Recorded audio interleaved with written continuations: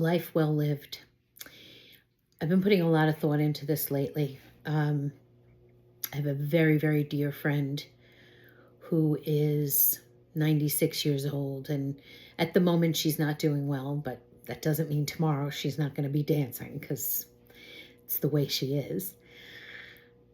But it really made me think about living life and what goes into it, and what a life well lived is. And I've really thought about a big part of a life well lived is the people that are in your community, the people that are around you, and those relationships that you build.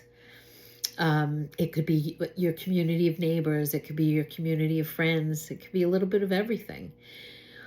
But stop to honor that community. And if you feel like you don't have enough community, begin to build one, because it's really important. Those people are the people that are there for you through thick, through thin. We've been joking a lot about going to your neighbor for a cup of sugar. And, we don't live in that world anymore. But maybe you have a friend that lives a mile away that would bring you sugar, and it just sparked the thought of community. I'm working with Susan Vero, and we're creating a women's circle, which a women's circle is community. It's building relationships of people who you can count on, who you can turn to, and don't have judgment on how you're living or how you're reacting.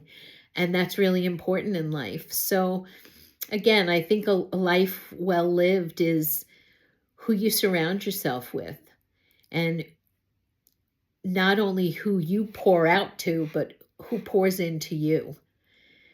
And I hope and pray that everyone has that community that I have found over the years.